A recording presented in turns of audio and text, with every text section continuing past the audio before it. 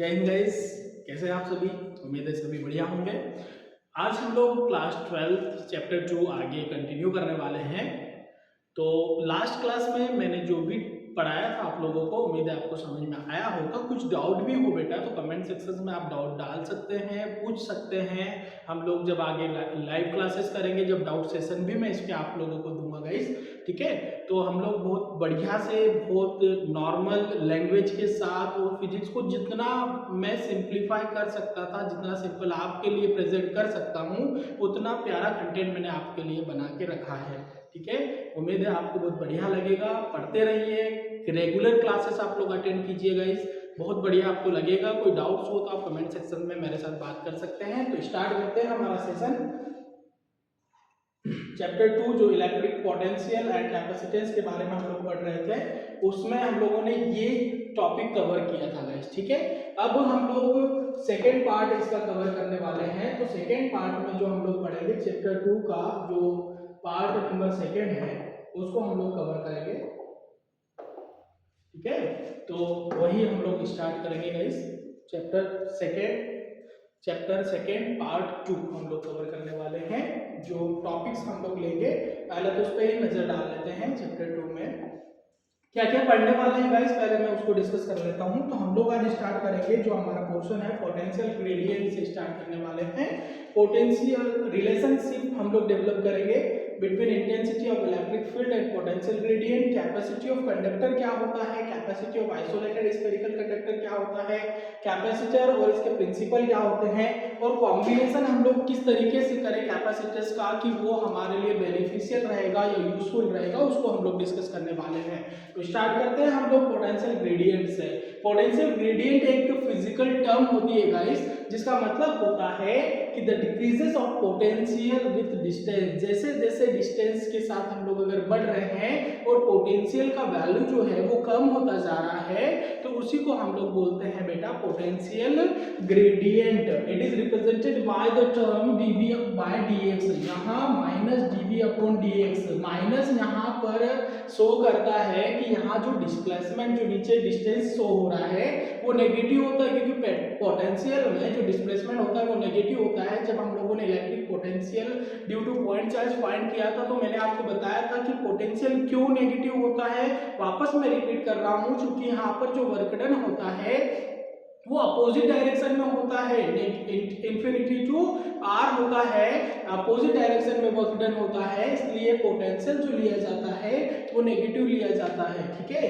तो potential gradient जो होगा वो क्या होगा, माइनस dv बाय dx। इसको हम लोग प्रूफ करते हैं। रिलेशन एक डेवलप करना है हमें, intensity of electric field and potential gradient. तो इसके लिए एक अरेंजमेंट मैं आप लोगों को बना देता हूं कि मान लो ये एक सिस्टम है, एक निकाय है, एक सिस्टम है जिसमें दो पार्ट हम लोगों ने मान लिए A और B, जिस पर हम लोग कंसिडर कर लेते हैं कि दो चार्जेस रखे हुए हैं।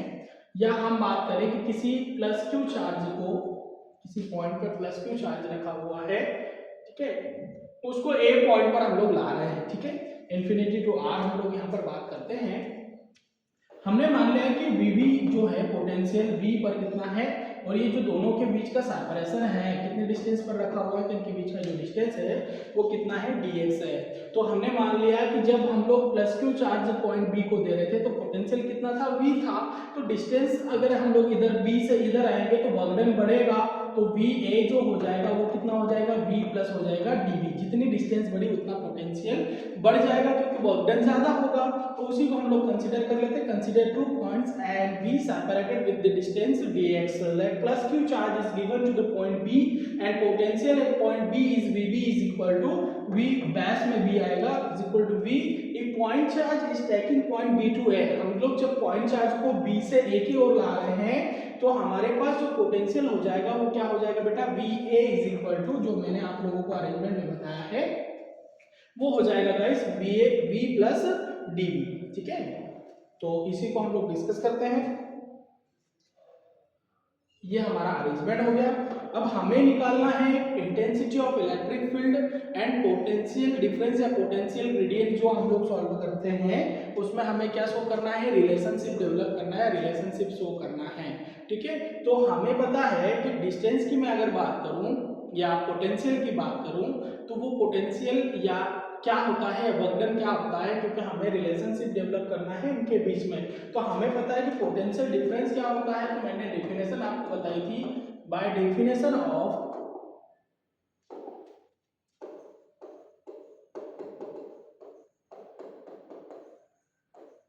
पोटेंशियल डिफरेंस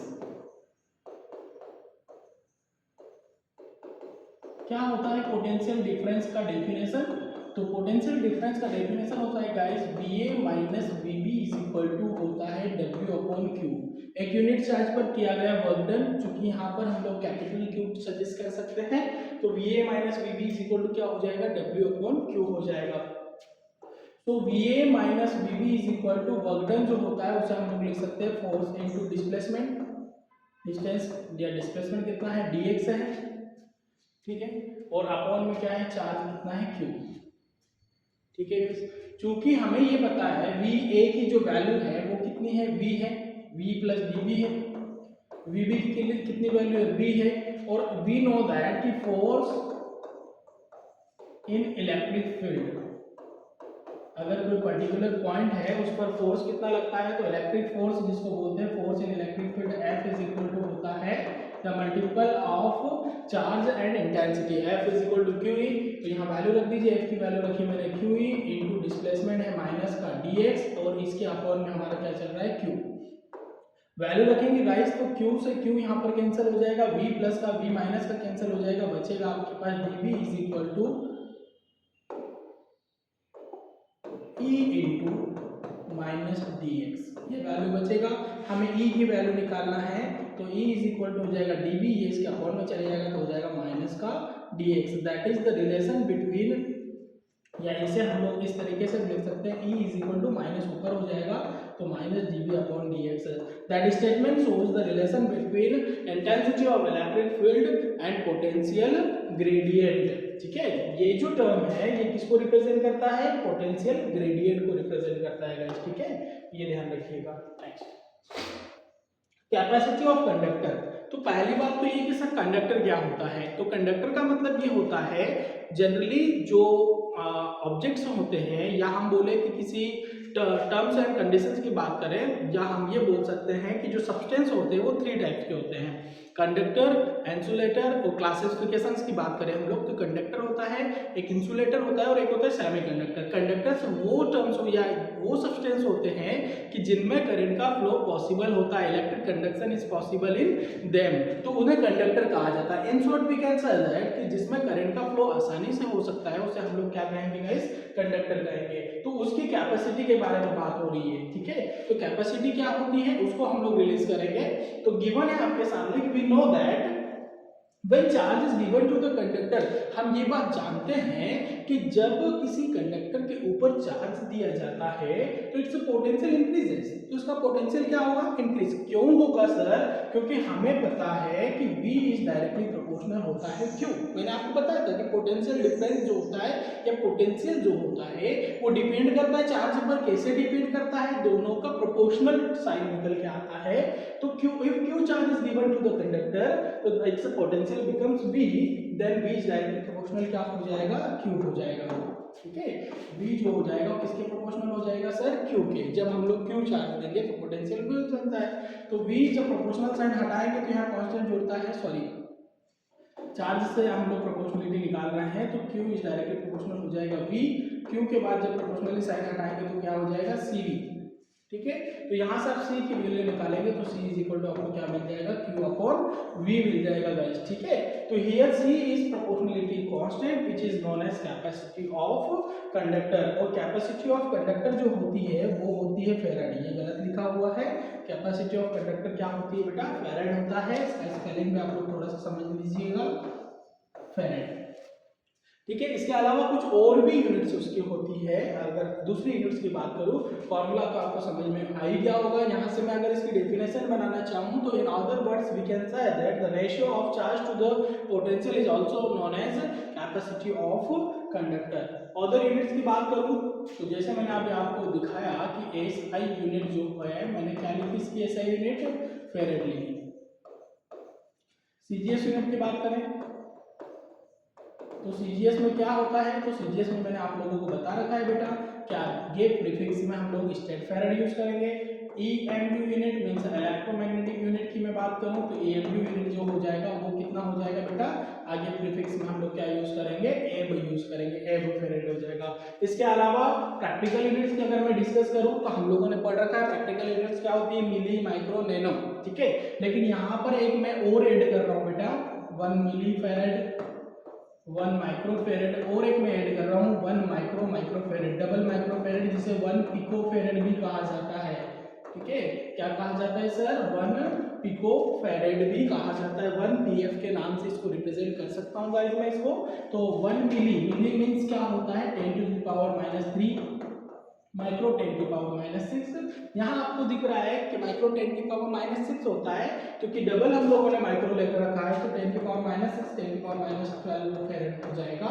तो 1 pico farad is equal to 10 की पावर -12 फेरेड। डायमेंशनल फॉर्मूला की अगर हम लोग डिस्कस करें तो डायमेंशनल फॉर्मूला मैंने अभी फॉर्मूला आपको बताया, C इज इक्वल टू मुझे क्या मिला है बेटा, Q/V। तो Q का डायमेंशनल फॉर्मूला होता है 80 और V का मैंने डायमेंशनल फॉर्मूला आपको लास्ट टॉपिक में बता दिया था। ठीक है, तो V का डायमेंशनल फॉर्मूला जो हम लोगों ने निकाला था, आई थिंक निकला था m1 l2 t-2 sorry t-3 a-1,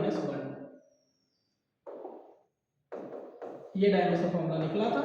तो यहाँ से लॉगरिथम फॉर्मूला लगेगा, बाकी टर्म्स ऊपर चले जाएगी। तो m की पावर अपॉन में है -1 ऊपर हो जाएगी, l की पावर -2 हो जाएगा, t की पावर -3 ऊपर जाएगा तो t की पावर क्या हो जाएगा, 4 हो जाएगा, और e की पावर -1 है ऊपर जाएगा तो e की पावर कितना हो जाएगा बेटा, 2 हो जाएगा। तो ये डायमेंशनल फॉर्मूला इस तरीके से मुझे मिलेगा। ठीक है गाइस, चलिए नेक्स्ट स्टार्ट करते हैं हम लोग। Capacity of an isolated spherical conductor. अगर कोई स्फेरिकल कंडक्टर है और उसकी हमें कैपेसिटी फाइंड करना है तो वो कैसे निकालेंगे। अच्छा सर, यहाँ पर स्फेरिकल तो समझ में आ रहा है कि गोले की बात हो रही है, आइसोलेटेड का मतलब क्या है सर, आइसोलेटेड का मतलब ये होता है कि जो स्फेरिकल कंडक्टर है उसके पूरे सरफेस पर हमने जो चार्ज डाला है या हमने जो चार्ज को रिप्रेजेंट किया है वो यूनिफॉर्मली डिस्ट्रीब्यूटेड है। यूनिफॉर्मली मतलब उसके हर एक पॉइंट पर जो चार्ज का वैल्यू है वो क्या होगा, सेम होगा, उसे हम लोग बोलेंगे आइसोलेटेड। तो प्रूफ हम लोगों को या फिर हम लोगों को ये क्वेश्चन इस तरीके से भी आ सकता है कि the capacity of isolated spherical conductor is directly proportional to radius of conductor. तो इसको समझने से पहले हम लोग पहले तो स्फेयर कंसिडर कर लेते हैं। ठीक है, पूरी चीज हमें समझना है तो उसके लिए पहले तो हमें एक स्फेयर पता होना चाहिए। एक स्फेयर बना ले पहले तो हम लोग। तो ये मैंने कंसिडर कर लिया एक स्फेयर जिसकी रेडियस है कैपिटल R, सेंटर मैंने मान लिया O, और मैंने बोला कि प्लस क्यू चार्ज जो है आइसोलेटेड है, मतलब इस पर जो प्लस क्यू चार्ज है वो पूरे सरफेस पर यूनिफॉर्मली डिस्ट्रीब्यूटेड होगा। ठीक है, तो consider a spherical conductor of radius r, centre O, when plus Q charge is given to the conductor. जब हम लोग इसे प्लस क्यू चार्ज देंगे कंडक्टर को तो क्या होगा, when plus Q charge is given to the conductor, when plus Q charge is given to the conductor, जब हम लोग प्लस क्यू चार्ज देंगे तो कैपेसिटी इसकी क्या बन जाएगी, plus Q charge is given to the conductor then the capacity of conductor is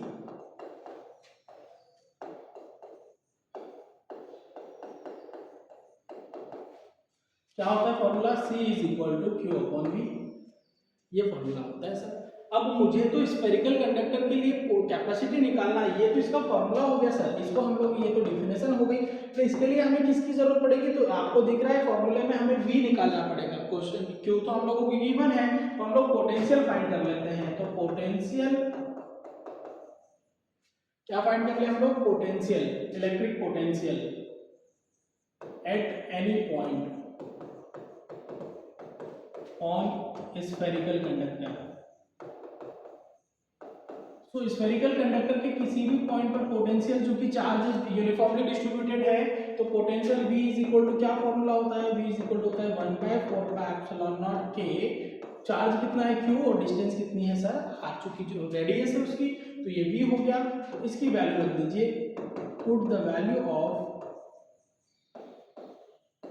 V in equation first, value रखिए, वैल्यू रखेंगे तो C इज इक्वल टू हो जाएगा Q अपॉन, पूरे के अपॉन में ये वैल्यू आएगा 1/4πε0 के Q अपॉन R, Q से Q कैंसिल, ये सारी टर्म्स ऊपर चले जाएगी, तो हो जाएगा C इज इक्वल टू 4πε0 के R।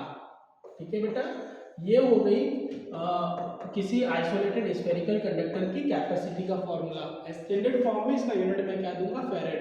तो यहाँ से आपको दिख रहा है, अगर टर्म्स आप लोग निकालेंगे तो यहाँ से एक चीज आइडेंटिफाई हो रही है कि C और R एक दूसरे के क्या है, डायरेक्टली प्रोपोर्शनल है, हेंस C डायरेक्टली प्रोपोर्शनल क्या हो रहा है, R।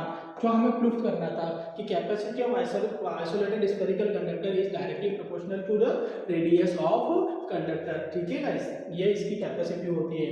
अगर हम लोग यहाँ डाइलेक्ट्रिक कांस्टेंट की वैल्यू K की वैल्यू कितनी रखते हैं 1, एयर और वैक्यूम में K की वैल्यू कितनी होती है बेटा 1 होती है, ये बात को हम लोगों को ध्यान रखना है, तो ये कैपेसिटी होती है। ठीक है, इसी पर एक न्यूमेरिकल जो कि इंपोर्टेंटली न्यूमेरिकल बनता है, वो कैसे बनता है उसको डिस्कस कर लेते हैं। Proof the radius of spherical conductor is 9 kilometre of capacity 1 microfarad. तो सर हमें जो गिवन है पहले मैं उसकी बात कर लूं, सॉल्यूशन में जो गिवन है पहले तो मैं उसकी बात कर लूं। सर गिवन क्या है, तो कैपेसिटी गिवन है सर, कितनी गिवन है, 1 माइक्रोफेरेड, माइक्रो को पहले तो स्टैंडर्ड में लाइए सर, तो 10⁻⁻⁶ फेरेड हो जाएगा। आगे उसने बोला है कि the radius of spherical conductor is 9 kilometre, तो क्या रेडियस गिवन है, गिवन नहीं है, उसने बोला है प्रूफ करना है, मतलब हमें रेडियस फाइंड करना है सर, रेडियस फाइंड करना है स्फेरिकल कंडक्टर की। तो हमें एक चीज पता है, अभी जो फॉर्मूला हम लोगों ने निकाला कि वी नो दैट, क्या पता है, capacity of spherical conductor P is equal to होता है 4πε0 के R। तो इन एयर या vacuum K is equal to कितना 1, तो C इज इक्वल टू हो जाएगा 4πε0 R। हमें क्या फाइंड करना है, रेडियस फाइंड करना है बेटा। तो यहां से आप पहले रेडियस का वैल्यू निकालिए, रेडियस का वैल्यू निकालूंगा तो C इसके अपॉन में हो जाएगा, तो मैं LHS RHS इक्वल होता है, तो R इज इक्वल टू इसको लिख सकता हूं बेटा C अपॉन 4πε0। अब देखिए एक फॉर्म बन रहा है, R is equal to 1/4πε0 into C।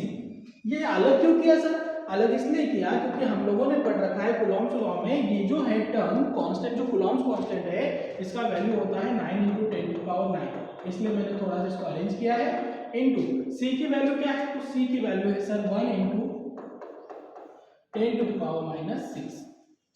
ठीक है, तो R इज इक्वल टू हो जाएगा गाइस 9 × 1 हो जाएगा 10 की पावर 9, और पावर जो है बेस सेम है तो पावर ऐड हो जाएगी, तो प्लस माइनस माइनस हो जाएगा, तो 9 की पावर -6 हो जाएगा, तो R इज इक्वल टू हो जाएगा 9 × 10 की power 3। R is equal to हो जाएगा बेटा 9 × 10 की पावर 3, मतलब कितने जीरो 9। ये हमें स्टैंडर्ड में मिला, क्योंकि हम लोगों ने स्टैंडर्ड यूनिट की थी, लेकिन हमें इसको किलोमीटर में चेंज करना है, तो हमें पता है 1 kilometre is equal to 1000 metre होता है, तो R हो गया 9 किलोमीटर में। तो ये हम लोगों ने प्रूव कर दिया कि स्फेरिकल कंडक्टर जिसकी कैपेसिटी 1 माइक्रोफेरेड है, उसकी जो रेडियस होगी वो कितनी होगी, 9 किलोमीटर होगी। ठीक है, क्वेश्चन इंपॉर्टेंट है। कैपेसिटर क्या होता है, अभी तक हम लोग कंडक्टर की बात कर रहे थे, कैपेसिटर क्या होता है। ठीक है, तो कैपेसिटर के बारे में हम लोग पढ़े। कैपेसिटर एक ऐसी डिवाइस है जिसके साइज में इंक्रीज किए बिना, मतलब जिसके साइज को बढ़ाए बिना भी इसकी कैपेसिटी को बढ़ाया जा सकता है। कैसे बढ़ाया जा सकता है, तो आगे मैं इसके प्रिंसिपल में आपको ये चीज बताने वाला हूँ। Capacitor is the device which increase the capacity of conductor without increasing its size. तो प्रिंसिपल क्या है इसका, जो मैंने अभी आपको बोला, तो होता क्या है, पहले तो हम लोग इसका अरेंजमेंट समझ लें कि कैपेसिटर जो होता है 2 प्लेट से मिलकर बना होता है। ठीक है, 2 प्लेटें होती है इसमें, मेटल्स की 2 प्लेटों से मिलकर बना होता है कैपेसिटर।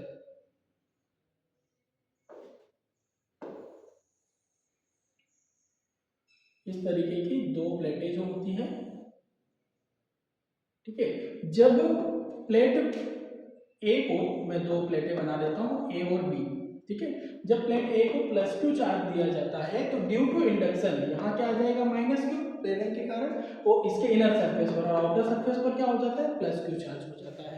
क्योंकि हमें पोटेंशियल को कम करना होगा। प्रिंसिपल क्या बोल रहा है कि हमें पता है capacity of conductor C is equal to क्या होता है Q/V। तो मेरे पास ये अरेंजमेंट है, चार्ज को हम लोगों ने जो एक बार दे दिया वो दे दिया, लेकिन अगर मैं किसी तरीके से मुझे कैपेसिटी को इंक्रीज करना है, साइज को मैं छेड़छाड़ नहीं कर सकता, मुझे कैपेसिटी को बढ़ाना है गाइस, तो मैं पोटेंशियल को क्या कर दूं डिक्रीज, वोल्टेज को डाउन कर दूं। तो वोल्टेज को डाउन करने के लिए मुझे क्या करना पड़ेगा, चार्ज को डिस्ट्रॉय करना पड़ेगा, मतलब चार्ज को मुझे क्या करना पड़ेगा, न्यूट्रल करना होगा। इसलिए +Q चार्ज को खत्म करने के लिए, +Q चार्ज को हटाने के लिए जो सेकेंड प्लेट है उसके दूसरे एंड को हम लोग अर्थ से कनेक्ट कर देते हैं, जिसको हम लोग बोलते हैं अर्थिंग। अर्थ कनेक्ट कर देते हैं या अर्थ से कनेक्ट करते हैं, जिसको हम लोग बोलते हैं अर्थिंग। ये जो अरेंजमेंट है, इसी अरेंजमेंट को कैपेसिटर कहा जाता है, ठीक है।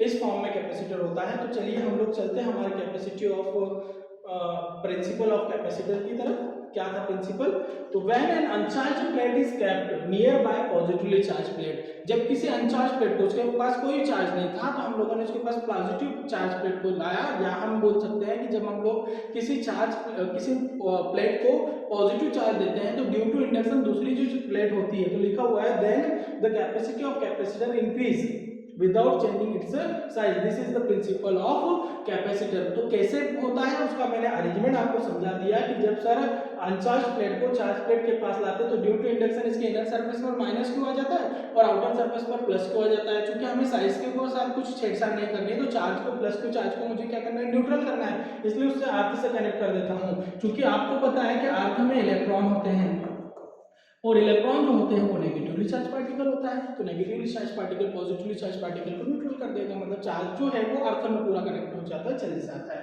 ठीक है। चलिए इसी पर बेस्ड एक टॉपिक पढ़ते हैं, कैपेसिटी ऑफ कैपेसिटर। क्योंकि आपको पता है कैपेसिटी तो वही होगी C is equal to Q/V, लेकिन यहाँ पर दो प्लेटें होती है धातु की या मेटल्स की, कितनी प्लेटों से मिलकर बनता है, ये दो प्लेटों से मिलकर बनता है।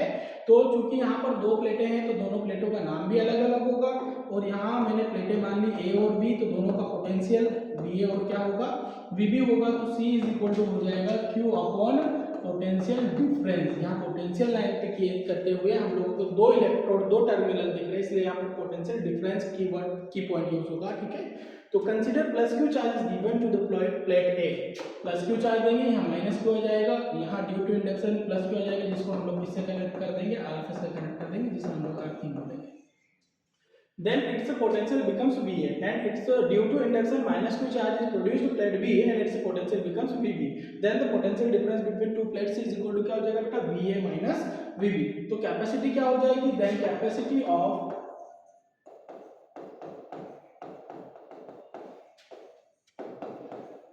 कैपेसिटर क्या हो जाएगी, capacity of capacitor C is equal to Q/VA minus VB। बाकी चीजें सेम रहेगी बेटा, क्योंकि नीचे पोटेंशियल है, ठीक है। पोटेंशियल डिफरेंस में इतना ही फर्क है कि पोटेंशियल जो है किसी पर्टिकुलर पॉइंट पर वर्क डन होता है, पोटेंशियल डिफरेंस किन्हीं दो पॉइंट के बीच के वर्क डन को शो करता है, ठीक है।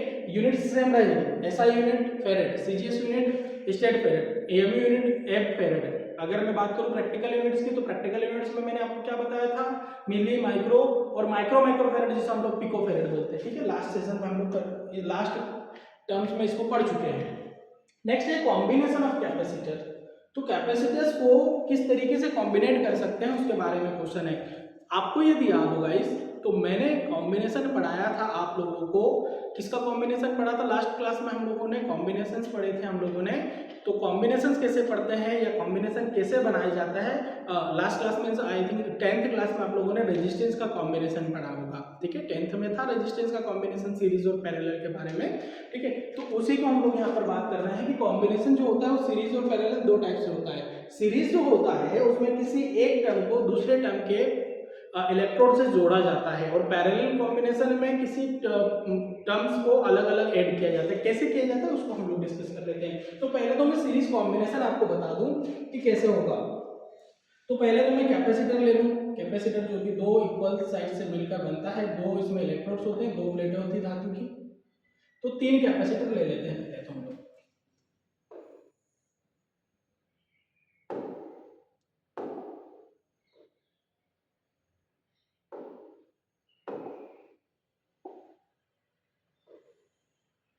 ये 3 कैपेसिटर ले लिए। सीरीज कॉम्बिनेशन ये बोलता है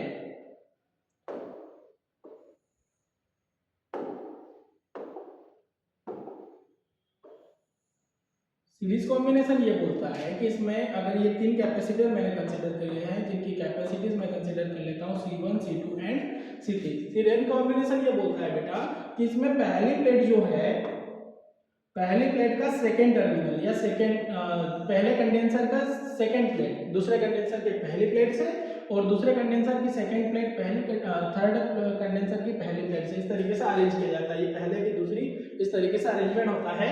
और चूंकि ये आपको पता है कि कंडेंसर की बात हो रही है, तो यहाँ पर जो लास्ट वाला कंडेंसर है इसको हम लोग क्या कर देंगे, अर्थेड कर देंगे, मीन्स अर्थ से कनेक्ट कर देंगे, जिसे हम लोग क्या बोलेंगे, अर्थेड बोलेंगे।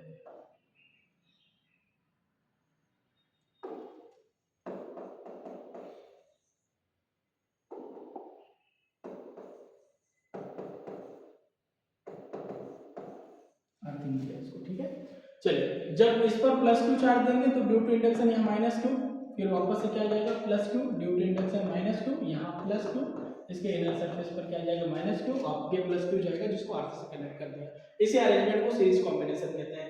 In this combination, second plate of first condenser joined with the capacitor is connected with the first plate of second capacitor, and second plate of second capacitor is connected with the first plate of third capacitor। इस तरीके से arrangement होता है। The second plate of last capacitor is joined with the earth। ये पूरा arrangement मैंने आप लोगों को समझा दिया है। तब क्या होगा, कंसीडर 3 कैपेसिटर्स हैविंग कैपेसिटीज, हम लोगों ने कंसीडर कर लिया कि इनकी कैपेसिटीज क्या है, C1, C2 एंड C3, और इनके कॉरेस्पॉन्डिंग पोटेंशियल भी हम लोग कंसीडर कर लेते हैं, V1, V2 और V3, अलग अलग पोटेंशियल भी कंसीडर कर लिए। ध्यान रखिएगा, सीरीज कॉम्बिनेशन में चार्ज जो है वो कांस्टेंट रहता है, पोटेंशियल बदल जाता है, लेकिन चार्ज आपको दिख रहा है कि सभी टर्म्स पर क्या है, कांस्टेंट है। तो यही बात हम लोग पढ़ रहे हैं। करस्पॉन्डिंग पोटेंशियल ये है, in series combination charge is same at each capacitors but potential is different. लेकिन पोटेंशियल क्या हो जाता है, डिफरेंट हो जाता है। पोटेंशियल डिफरेंट क्या हो जाता है, तो हमें पता है कि C इज इक्वल टू क्या होता है, Q अपॉन V। तो V इज इक्वल टू क्या फॉर्मूला बन जाएगा बेटा, V इज इक्वल टू हमें फॉर्मूला मिल जाएगा, V की वैल्यू निकालना है तो ये हो जाएगा Q अपॉन C, फॉर्मूला मिल जाएगा। तो पोटेंशियल ऑन फर्स्ट कैपेसिटर कितना हो जाएगा, V1 is equal to, charge तो कांस्टेंट है, फर्स्ट कैपेसिटर की कैपेसिटी क्या है, C1। वैसे ही सेकंड की बात करें तो Q अपॉन क्या हो जाएगा, C2। थर्ड की बात करें तो हो जाएगा Q अपॉन C3। 3 कैपेसिटर, 3 की ये कैपेसिटीज हो जाएगी अलग अलग, पोटेंशियल हम लोगों ने अलग अलग फाइंड कर लिया तीनों पर। अब इनको ज्वाइन करें, imagine a equivalent capacitor of charge Q। इसका इक्विवेलेंट हम लोग सजेस्ट कर रहे हैं, जिसकी कैपेसिटी C है, तो उसका पोटेंशियल कितना हो जाएगा, potential V is equal to हो जाएगा Q upon C।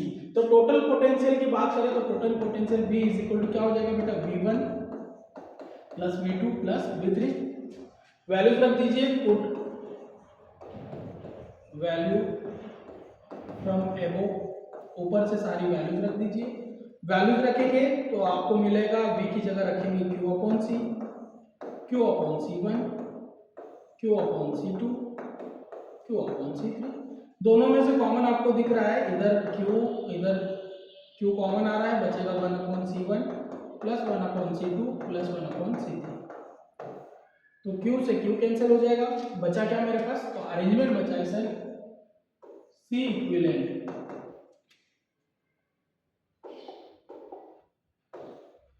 Is equal to 1 upon C equivalent is equal to बचा है ना, क्योंकि Q से Q कैंसिल हुआ है जो कि न्यूमरेटर में है, 1 अपॉन C Q बचा। तो 1 upon C equivalent is equal to, चूंकि हम लोग इक्विवेलेंट फाइंड कर चुके हैं, तो C1 plus 1 upon C2 plus 1 upon C3। ये हमें 3 कैपेसिटर्स अगर जिनकी capacity C1, C2, C3 series combination में जुड़ा है तो उसकी इक्विवेलेंट ये होती है। इसमें न्यूमेरिकल्स आती है, तो मैंने डेरिवेशन आपको करके दिखाया है। तो अगर 2 कैपेसिटर जुड़े हैं तो 2 कैपेसिटर जुड़े हुए हैं तो 1 C equivalent is equal to कितना हो जाएगा बेटा, 1 upon C1 plus 1 upon C2।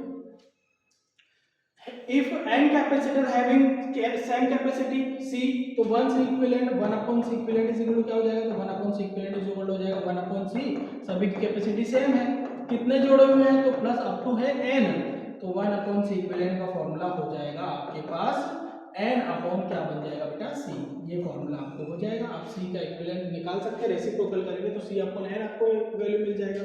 3 जोड़े होंगे तो 3 का हो जाएगा, 3 जोड़े हुए होंगे तो 1 upon C equivalent is equal to हो जाएगा 1 upon C1 plus 1 upon C2 plus 1 upon C3। आप चाहें तो इसे शॉर्ट फॉर्म में भी बना सकते हैं, अगर आप इसका एलसीएम लेंगे तो ये शॉर्ट फॉर्म में बन जाएगा और उसका फॉर्मूला आपको एलसीएम के बाद मिलेगा C equivalent is equal to C1 C2 C3 ऊपर मल्टीप्लाई अपॉन में C1 C2 C2 C3 plus C3 C1। याद रखने का तरीका, ऊपर आएगा 1 2 3, नीचे आएगा 1 2 प्लस 2 3 प्लस 3 1, ठीक है, ऐसे याद रख सकते हैं। ऐसे ही पैरेलल कॉम्बिनेशन क्या होता है, तो पैरेलल कॉम्बिनेशन में 3 कैपेसिटर्स लेते हैं और तीनों कैपेसिटर्स को कैसे ज्वाइन करते हैं उसको हम थोड़ा सा देख लेते हैं।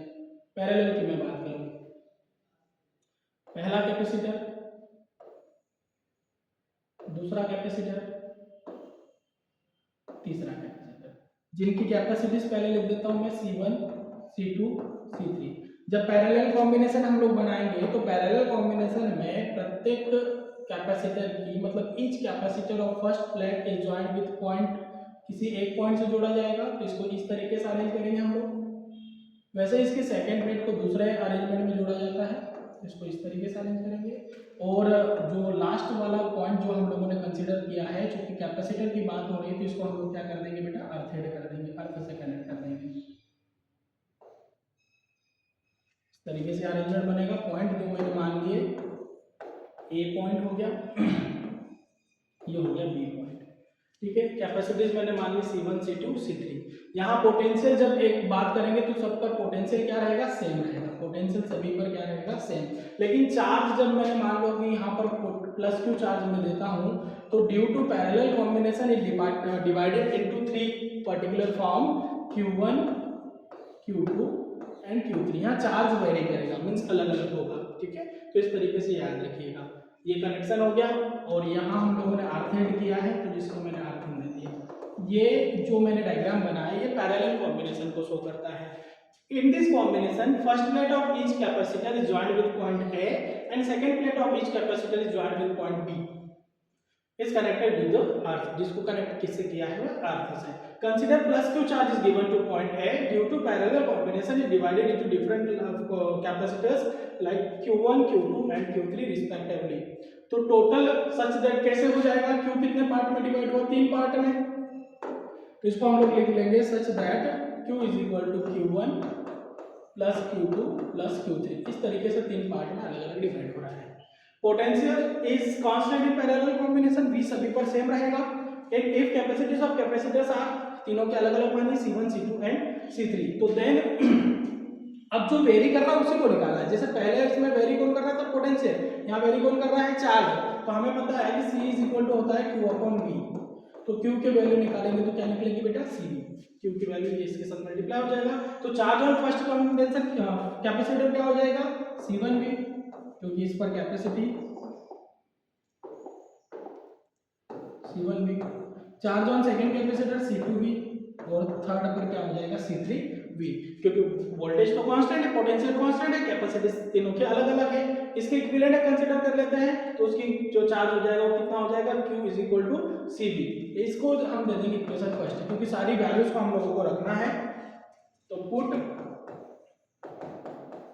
The value of Q, Q1, Q2, Q3 in equation first, सभी की वैल्यू रख दो।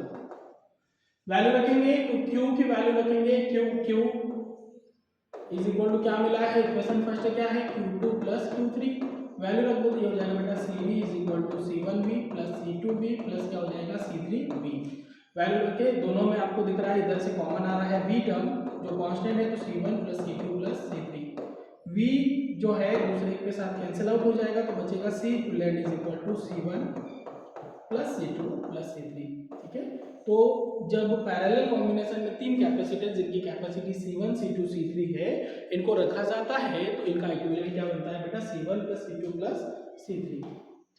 अगर दो कैपेसिटर हो लिखा हुआ है जिनकी कैपेसिटी सी है तो कितने लेंगे, दो है तो दो ही लेंगे। अगर एन है तो डायरेक्टली क्या हो जाएगा, C equivalent is equal to C plus C plus C, कहां तक जाएगा, एन तक, तो C equivalent is equal to आपको मिल जाएगा एन सी। तीन होंगे तो तीन ले लीजिए, C equivalent is equal to हो जाएगा C1 plus C2 plus C3। इस पर न्यूमेरिकल जो है नॉर्मल भी बन सकते हैं और बहुत अच्छा न्यूमेरिकल भी बन सकता है, तो हम लोग थोड़ा सा अलग न्यूमेरिकल लेके चलते हैं। लिखा हुआ है how to connect 3 capacitors of 3 microfarad capacitance so that the resultant capacitance is 9 microfarad and 4.5 microfarad. Question को आप लोग समझिए। बोला है कि हाउ टू कनेक्ट, मतलब कैसे कनेक्ट करें, 3 कैपेसिटर गिवन है जिनकी कैपेसिटी सेम है। तो पहले न्यूमेरिकल सॉल्व करने का सबसे बढ़िया तरीका है सर कि जो गिवन टर्म है उसको पहले मुझे लिख दो। तो गिवन क्या है बेटा, गिवन है C is equal to 3 microfarad. मैंने दूसरा बताया है कि चेक क्या करना है, दूसरी चीज हमें चेक करना है कि इनकी जो यूनिट है, तो चूंकि हमें आंसर्स भी उसने किस में दे रखे हैं बेटा, आंसर्स भी हमें माइक्रो में दिए हुए, तो चेंज करने का जरूरत नहीं है। तो C दिया हुआ है, कितने जोड़े हो, 3, तो उसने बोला है कि रिजल्टेंट कैपेसिटेंस एक तो 9 माइक्रोफैराड आ रहा है, तो फर्स्ट क्या आ रहा है 9 माइक्रोफैराड। तो 3 दिए हैं, अगर मैं सीरीज में जोड़ता हूं, सीरीज कॉम्बिनेशन में, तो सीरीज कॉम्बिनेशन में क्या फॉर्मूला होता है, सीरीज कॉम्बिनेशन में 1/C equivalent is equal to होता है, पैरेलल में होता है C equivalent is equal to C1 plus C2 plus C3। तो हमें डायरेक्टली दिख रहा है कि 3 जो है तो 3 प्लस 3 प्लस 3 तो कितना हो जाएगा। तो 9 माइक्रोफैराड के लिए हम लोग अगर अरेंजमेंट बनाए, पहले की बात करूं मैं, इफ 3 कैपेसिटर of capacities या capacitance are connected in parallel,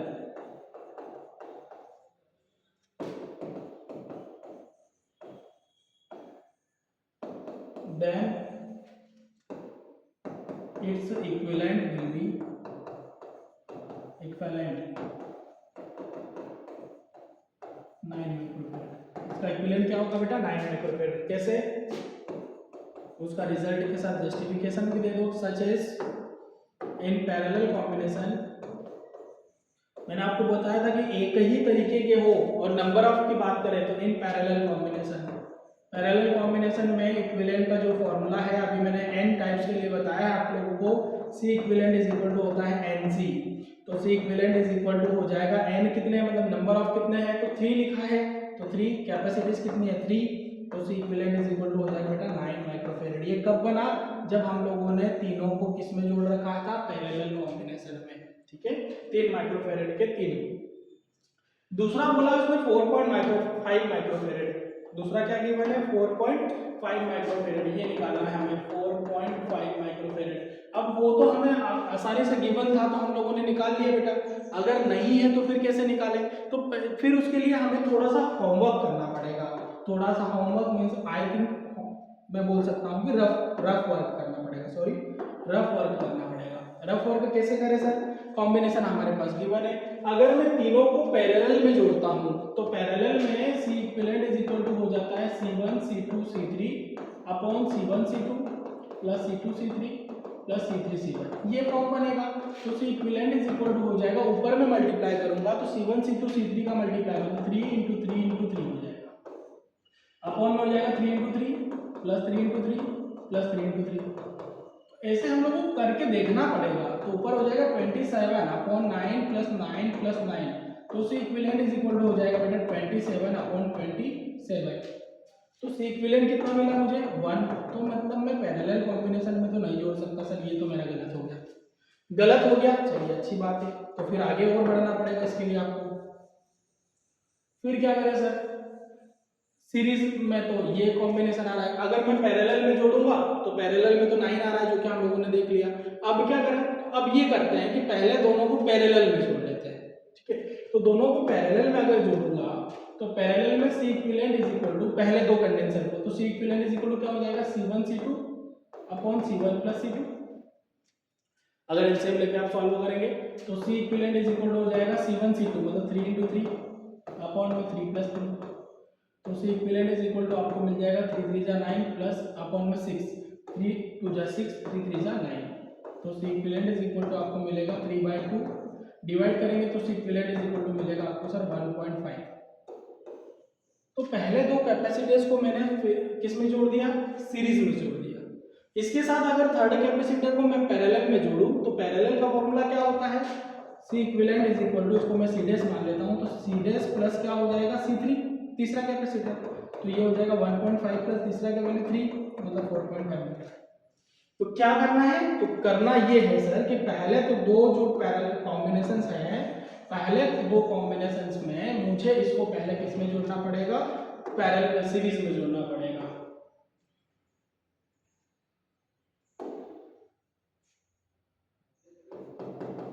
first two capacitors are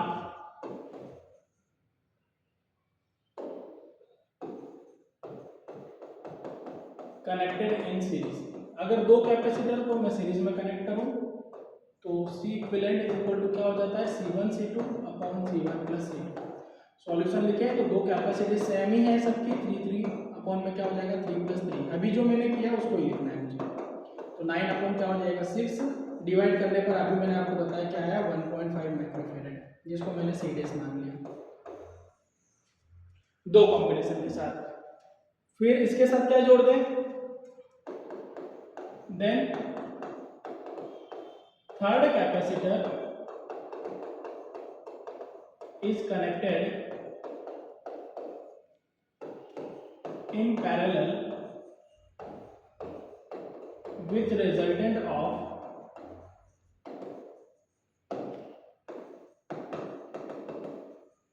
first two capacitors। जो फर्स्ट टू कैपेसिटर्स का मैंने रिजल्टेंट निकाला है उसके साथ थर्ड कैपेसिटर को किस में जोड़ दें, पैरेलल में, तो C equivalent is equal to हो जाएगा बेटा सी डैश प्लस C3, जो मैंने अभी बताया, तो C equivalent is equal to हो जाएगा सी डैश का वैल्यू कितना 1.5, C3 कितना है 3, तो C equivalent is equal to हो जाएगा 4.5। तो हमारा आंसर ये हुआ सर कि अगर हमें 4.5 माइक्रोफैरड चाहिए इक्विवेलेंट कैपेसिटेंस, तो इसके लिए हमें क्या करना होगा, पहले दो कैपेसिटर्स को सीरीज कॉम्बिनेशन में और उसके साथ थर्ड कैपेसिटर को किस में जोड़ना होगा, पैरेलल कॉम्बिनेशन में। अगर वो अरेंजमेंट पूछता है, कई बार क्या होता है कि कौन सा डायग्राम सही है, अगर आपको क्वेश्चन दे दिया जाए वो बोले कि 4.5 माइक्रोफैरड के लिए कौन सा डायग्राम सही है, तो उसके लिए आपको क्या देखना पड़ेगा, अरेंजमेंट को समझना होगा। अरेंजमेंट जो होगा आपको डायग्राम अभी जो मैंने बोला है उसके लिए रिजल्टेंट का डायग्राम इस तरीके से आएगा, पहले दो कैपेसिटर्स को किस में जोड़ना है, सीरीज में, तो दोनों कैपेसिटर्स को मैंने सीरीज में जोड़ दिया। इनके साथ थर्ड कैपेसिटर को किस में बोला उसने, इनके साथ थर्ड कैपेसिटर को पैरेलल में बोला है।